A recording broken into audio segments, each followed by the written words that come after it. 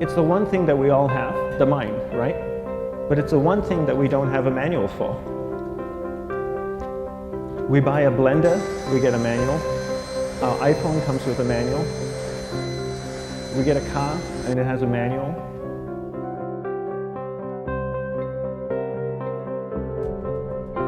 Nobody teaches you how to use the mind. There's no manual for the mind. So this, I think, is one of the most essential things in making progress in our life, is really understanding how our mind works. It's the one thing that we have to live with 24 hours a day, 7 days a week.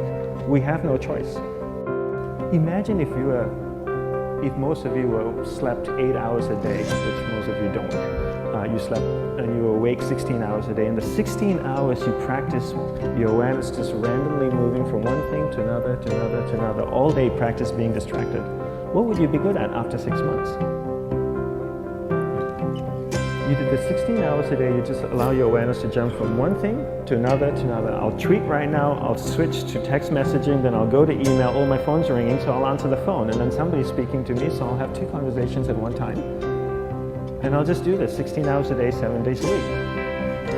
So you get it being good at distracted.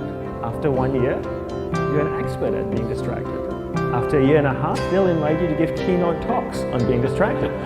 You're so good, you practice 16 hours a day. So the same works for the opposite. If you practice being concentrated 16 hours a day, what would you become good at? You become good at concentrating. And all it takes is practice. By just doing one thing at a time. Keeping your awareness on one thing at a time. And you integrate this into everything that you do in your life. So the best way to do it is pick a few opportunities in your everyday life. For example, we all speak with people. When I speak with somebody, I give them my undivided attention. I keep my awareness on them. And the conversation is really brief. Why? Because we're concentrated. We're not being distracted. A 10-minute conversation normally just takes 3 minutes. Because you're just so focused. I define concentration as the ability to keep that awareness on one thing for a prolonged period of time. So if I can keep my awareness on Eric and not drift away and think about the wedding, or drift away and think about the vacation, or what I'm going to do later, then I'm concentrating on Eric. Every time it drifts away, I bring it back. And the more I practice this, the more I practice concentration. So concentration is the ability to keep your awareness on one thing for a prolonged period of time. And that's a very simple definition of concentration. How do you get better at concentration? You practice this. You practice this 24 hours a day, 7 days a week. And it's the only way to get good at it. And what's the best way to practice it? The best way to practice it is to integrate it into everything that you do in your life. Not to meditate 10 minutes in the morning. It doesn't work. You really need to look at your life the same way a sprinter in the Olympics looks at his life. You've all heard of Usain Bolt, the man that won the gold medal twice, 2 Olympics in a row, broke the world record. I don't know anything about him, to be honest. But if I was looked at him, he obviously sprints, he practices running, probably does a lot of long distance, probably does a lot of stretching as well, I'm sure he gets massages. He looks like he eats the right kind of food. Drinks the right amount of water, takes vitamins. His whole day is so disciplined. For what? To prepare him for 9.57 seconds. I think that's what the world record is, right? His whole day is preparing him for that short time, not the other way around. A lot of people say, you know what, I need to be more concentrated. So you know what, I'm going to meditate in the morning.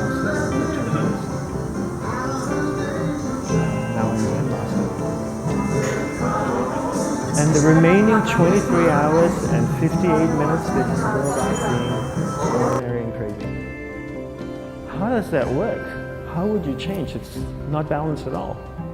So if for 23 hours and 58 minutes you were not being concentrated, you allowed your awareness to jump from one thing in your mind to another thing, to another thing, to another thing, to another thing, in an uncontrolled way, what would you be good at? And out of a prolonged concentration comes the wonderful power of observation. You just become more observant, and when you become more observant, you see solutions quicker and you solve things quicker. And it's a wonderful, powerful feeling when somebody is concentrated on you and not being distracted. So the best way is to integrate it into your everyday life. You're speaking with your spouse, give her or give him your undivided attention. So develop your awareness, integrate it into everything that you do in your life. And that's the best way you become good at. The next thing we need to develop is develop your will. Will is really important. Will is almost like a muscle in your mind, and you use that to pull and control your awareness and take it from one area of the mind to another. And the will needs to be developed, and same like concentration, if you don't cultivate the will, it doesn't grow. And this is something that really needs to be cultivated. How do you develop the will? There are 3 very simple ways to develop the will. 1 is you finish what you begin. 2 is you finish it well beyond your expectation, no matter how long it takes. 3 is you do a little bit more than you think you can do. All of those things require effort, and effort is will. It's so much easier to start a project than to finish a project, right? When you start a project, you're feeling creative, you're feeling inspired, you're full of energy. At the end of the project, you go, whose idea was this? So it requires a tremendous amount of will to finish it. Every time you complete something, you develop a little bit more will, and you have that muscle. And will is an amazing thing to develop, because once you develop will, that same will you can use in every aspect of your life to keep your awareness on one thing at a time, to finish projects, to see things through to the end, anything you want. The best way to develop will? Bring it into your everyday life, into everything that you do. Give you an example, the way I integrate it into my everyday life. I try and finish what I begin. So for example, going to sleep. I sleep every